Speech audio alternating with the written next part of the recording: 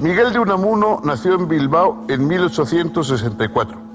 Personal, apasionado e individualista, alzó insobornablemente los temas del cristianismo y del ser español, buscando sacudir a sus lectores y despertarlos a la tragedia típicamente humana de tener que morir sin querer morir.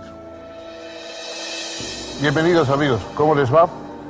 Hoy vamos a tratar en este espacio de divulgación filosófica de un filósofo que también fue realmente un personaje, lo que llaman los franceses un caractère, alguien que verdaderamente tenía una personalidad a veces excesivamente marcada. Don Miguel de Unamuno y Hugo fue un hombre singular en todos los sentidos de la palabra.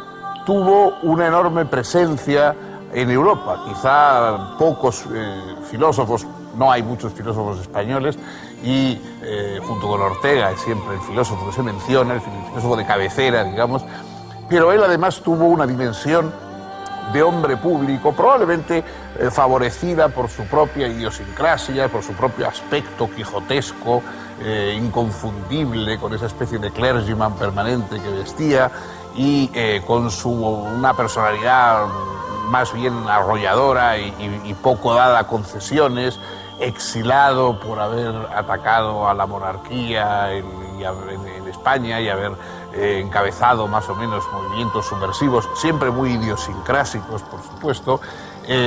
Vivió toda su vida en una especie de permanente oposición.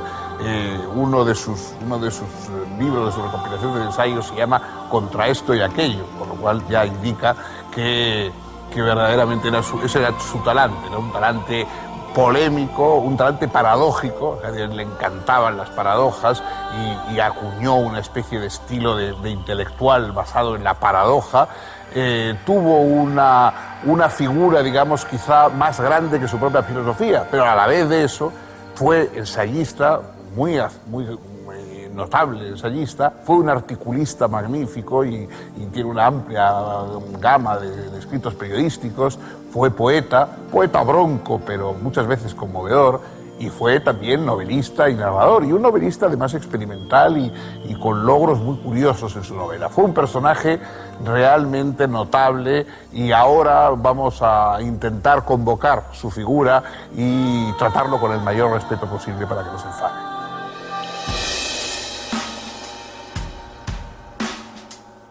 Proveniente de una familia de clase media, Miguel de Unamuno y Hugo realizó sus primeros estudios en el Colegio de San Nicolás, en Bilbao. De niño vivió el asedio de su ciudad durante la Tercera Guerra Carlista, experiencia traumática que varios años después sería el tema de su primera novela, Paz en la Guerra. Estudió Filosofía y Letras en la Universidad de Madrid, doctorándose con una tesis titulada Crítica del problema sobre el origen y prehistoria de la raza vasca. En 1885 publicó sus dos primeros libros, Del elemento alienígena en el idioma vasco y Guernica. También comenzó a ejercer la docencia y a colaborar con el periódico Noticiero de Bilbao. En 1889 viajó por Suiza, Italia y Francia, y a principios de 1891 contrajo matrimonio con su amor de toda la vida, Concha Lizárraga. Poco después ocupó la cátedra de Lengua y Literatura Griega en la Universidad de Salamanca, de la que fue rector a partir de 1901.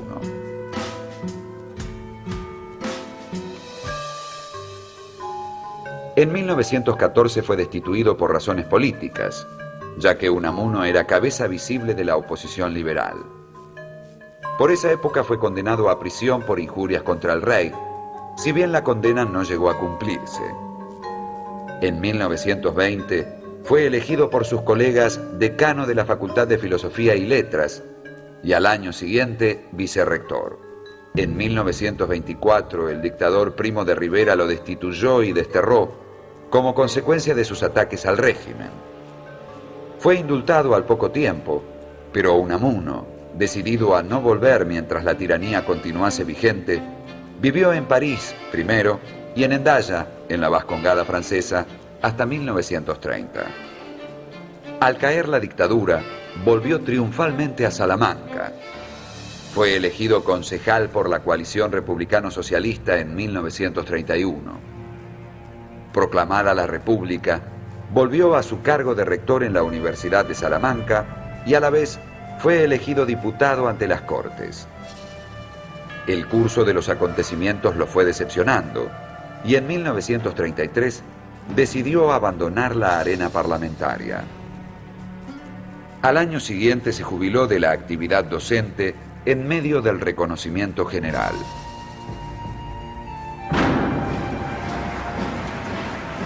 Al comenzar la guerra civil, Unamuno vio con simpatía el pronunciamiento franquista, considerando que era una alternativa a la anarquía y descontrol en que había caído la República. El comandante del Valle le ofreció un cargo de concejal que él aceptó.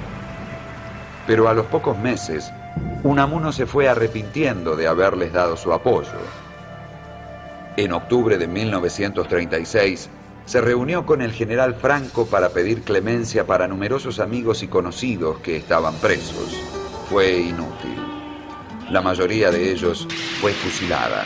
El 12 de octubre de ese año, durante el acto de apertura del curso académico de la Universidad de Salamanca, Unamuno, indignado ante los discursos cargados de odio que lo precedieron y ante la consigna fascista «Viva la muerte», tomó la palabra y advirtió a quienes llenaban la sala: «Venceréis, pero no convenceréis. Venceréis porque tenéis sobrada fuerza bruta, pero no convenceréis porque convencer significa persuadir, y para persuadir necesitáis algo que os falta: razón y derecho en la lucha». El general Millán Astray, no sabiendo cómo contestarle, solo atinó a gritar: «¡Muera la inteligencia!», a lo que Unamuno respondió: «Este es el templo de la inteligencia, y yo soy su supremo sacerdote. Vosotros estáis profanando su sagrado recinto». Solo la presencia de la esposa de Franco, que llevó bajo su protección a Unamuno hasta su casa, impidió que fuera muerto en esa ocasión. Esa misma noche fue destituido de su cargo de concejal.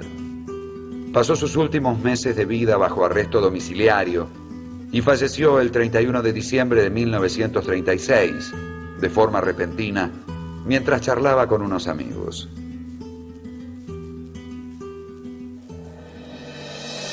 Unamuno fue una especie de existencialista. Probablemente a él no le hubiera gustado, como no le gustaba ninguna caracterización, porque cualquier caracterización significaba que él estaba con otros y a él le gustaba siempre encontrarse solo y bien patente. Pero se le puede encuadrar dentro del existencialismo en una corriente que pasa por Kierkegaard y que en cierta medida luego llevará hasta figuras como Heidegger, etc. ¿Existencialismo en qué sentido? En el sentido de que Unamuno pone en el centro de su reflexión no al hombre abstracto. Él detestaba la idea de un hombre abstracto, de un género, algo sin atributos, sino el hombre, como decía él, de carne y hueso. El hombre de carne y hueso tiene que ser el centro de la filosofía, tiene que notarse su palpitar, tiene que notarse su carnalidad. Y sobre todo tiene que notarse los verdaderos afanes, porque los seres humanos tenemos afanes propios ligados a nuestra condición carnal. ¿Cuál es el fundamental de todos? No morir. La muerte es algo con lo que somos incompatibles, que no podemos soportar, y sobre todo Unamuno es un enemigo decidido de la muerte. Hay luego un pensador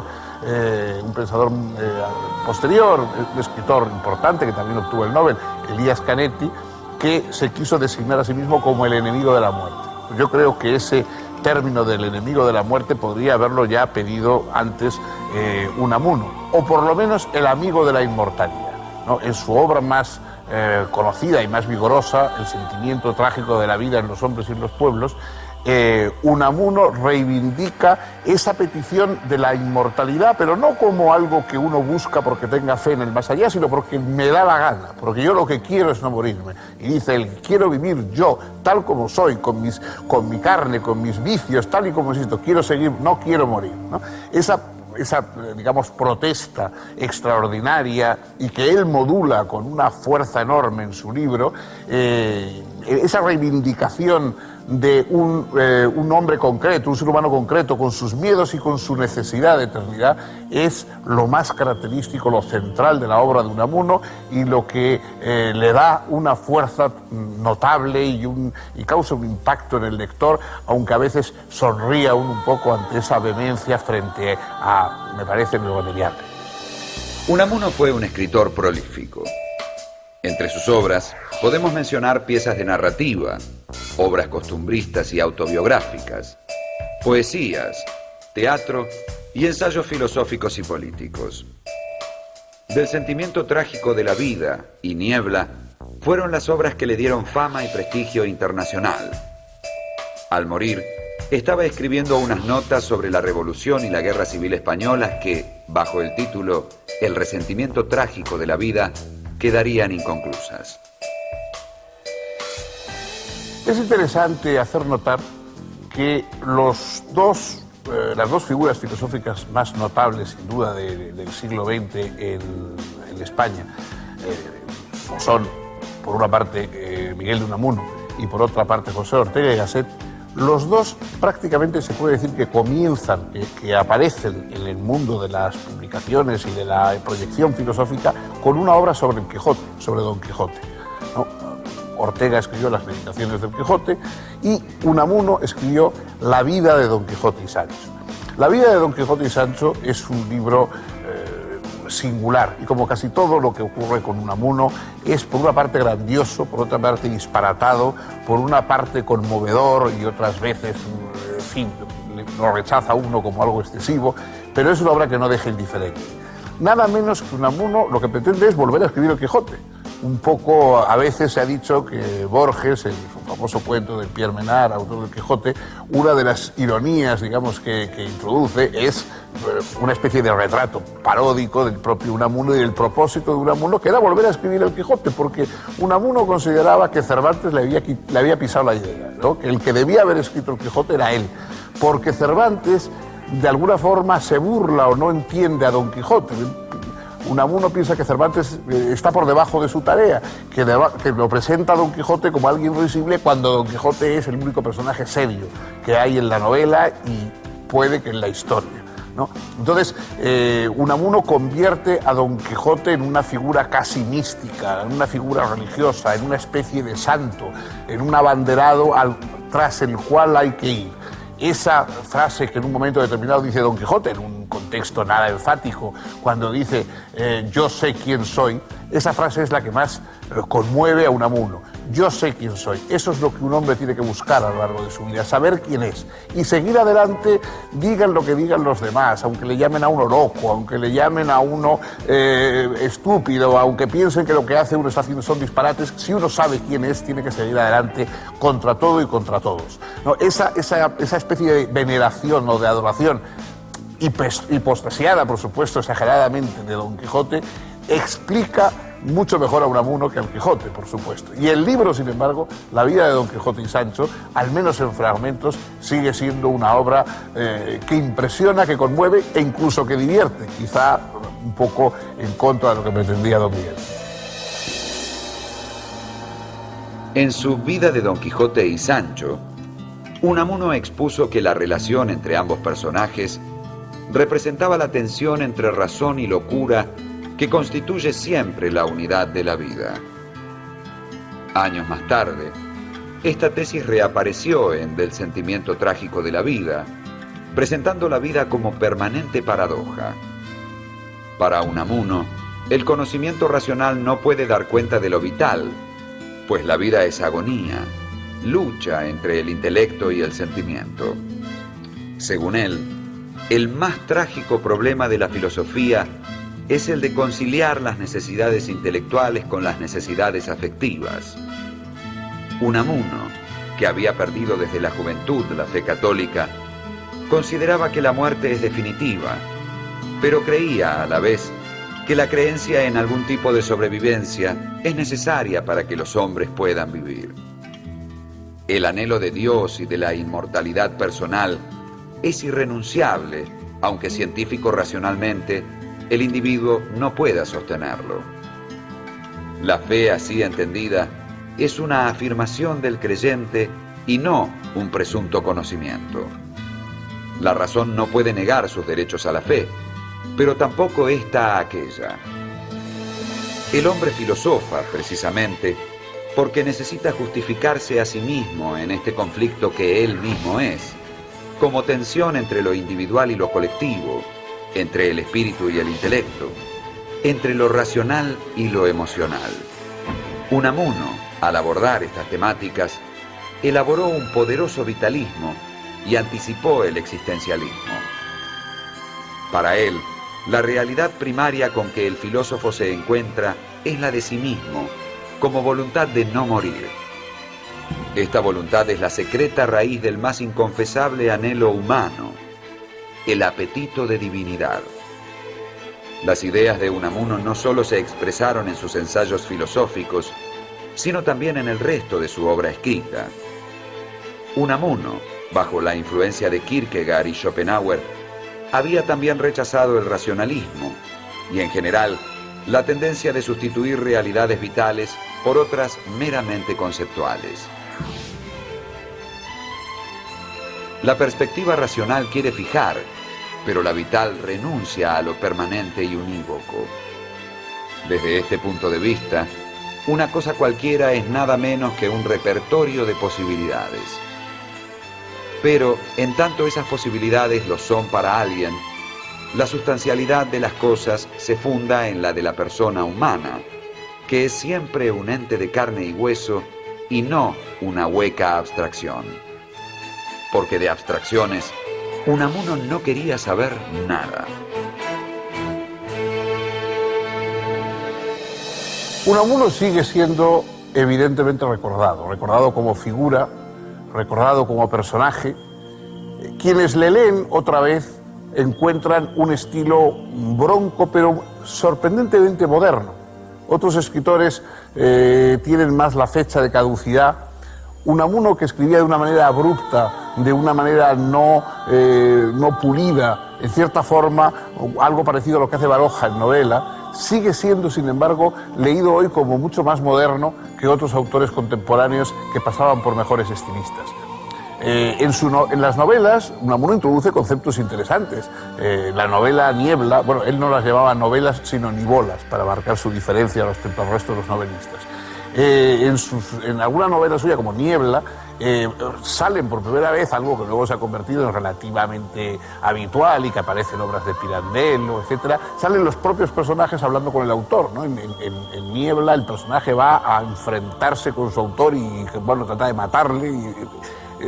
Él tenía muchos elementos originales, algunos de sus historias además siguen siendo reflexiones, por ejemplo, sobre el tema religioso, que está constantemente en el fondo, ¿no? La religión, él hubiera querido creer porque eso le habría venido bien para asegurar su inmortalidad, pero no termina de poder creer y eso lo desgarra. Hay un cuento suyo, San Manuel Bueno Mártir, sobre la vida de un cura que ha perdido la fe, pero que sigue haciendo de cura porque quiere ayudar a los demás, que es extraordinariamente bonito y que verdaderamente es un logro literario de primer orden. Y muchos de sus poemas también tienen esta categoría. Pero, sobre todo, yo creo que lo que sigue quedando de Unamuno es su propia figura, la fuerza de su figura, lo inclasificable, esa especie de entereza que tuvo, y yo creo que en el momento de más entereza, el momento más característico, fue cuando en plena guerra civil, 3 meses antes de morir, en la Universidad de Salamanca, en un acto tumultuoso donde estaban todos los falangistas, donde estaba Millán Astray, donde estaba Carmen Polo de Franco, en un acto, digamos, en que era prudente cualquier cosa, estaba habiendo fusilamientos esa misma mañana en la ciudad, y era prudente cualquier cosa menos alzar la voz contra los vencedores. Él se levantó para soltar un discurso defendiendo la inteligencia, defendiendo la razón contra la fuerza y diciéndole en su propia cara: podéis vencer pero no convencer. Ese momento, ya final de su vida, 3 meses después murió, demuestra que en Unamuno no solo era todo fachada y prosopopeya, sino que también había una entereza y una grandeza de ánimo reales. Hasta aquí hemos llegado hoy. El próximo día traeremos otro filósofo y esperamos contar con ustedes.